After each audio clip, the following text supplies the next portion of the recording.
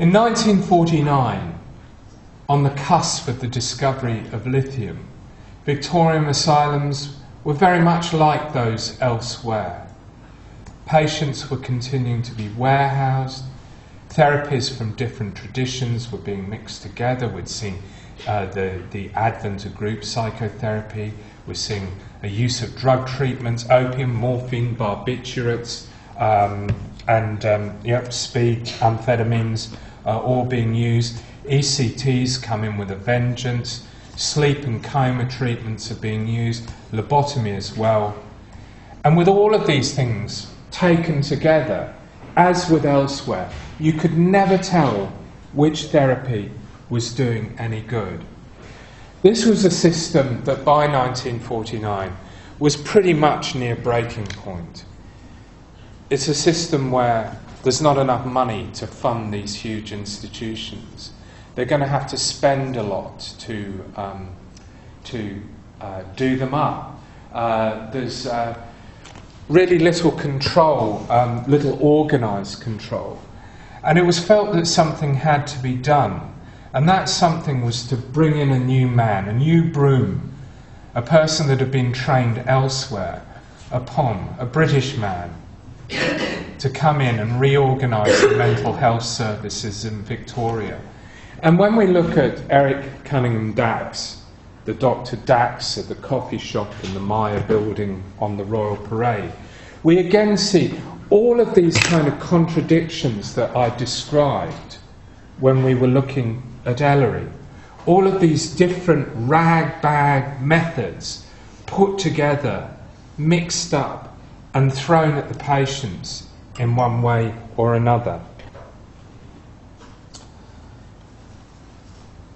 This is the man, Cunnigham Dax. He really, I think he died so recently, 2008. Huge obituaries everywhere because he's regarded as such an important figure.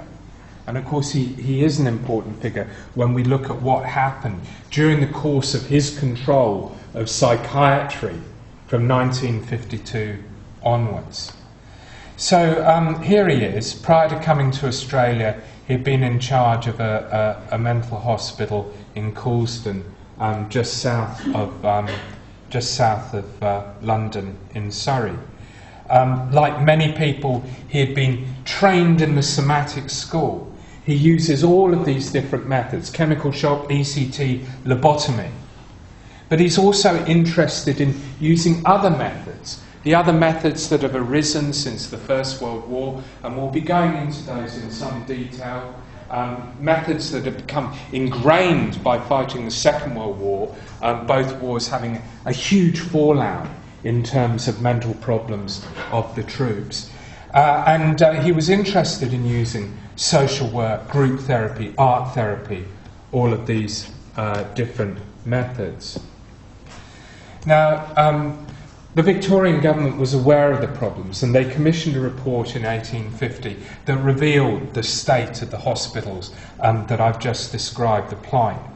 And it was decided to set up what was called a Mental Hygiene Authority, which is established in 1952. And they bring Dax in, pay him £3,000 a year.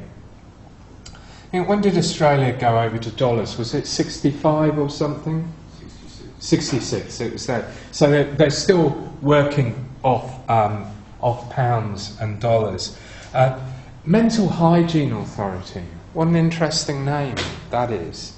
By using the term hygiene, it immediately connects us with older ideas about degeneration and eugenics. It's the kind of terminology that people would use within the eugenic context. I don't have time to unpack that any further. Dax was pretty well connected.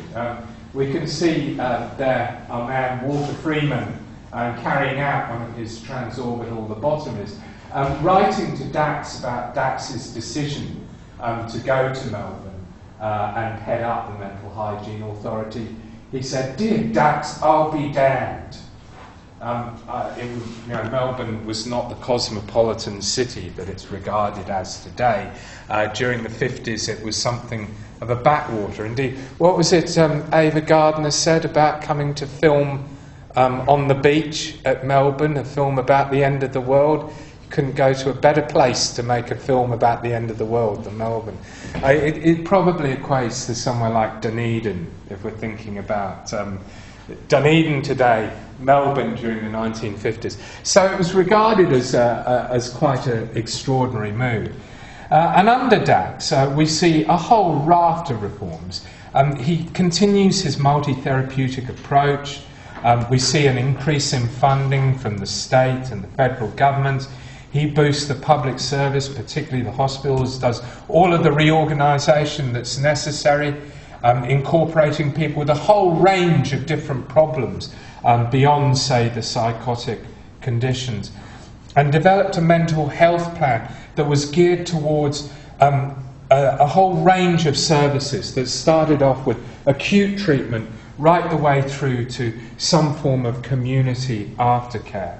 And in 1961, he publishes this book, Asylum, or report, Asylum to Community.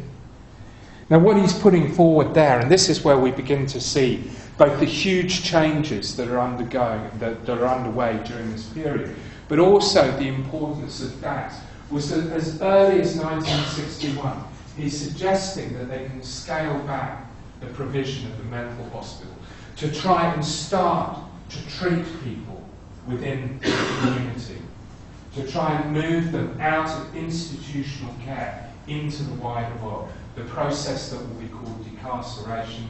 In the UK, I remember during the 1980s, I've mentioned it before, care in the community, which of course in the end translated to lack of care in the community. But the fact was he had this vision of how treatment and the spaces and places of mental illness could be reshaped. And he oversaw a lot of them. Now, even to get to this point where you can write a book called Asylum to Community, a whole load of things have to be going on. And one of those things is the development of effective treatments that could be taken anywhere, not just within the context of the mental hospitals. And of course, one has to say that more than anything else, it was the development of a whole raft of drugs that enabled that viewpoint to be put forward, the viewpoint that decarceration could happen.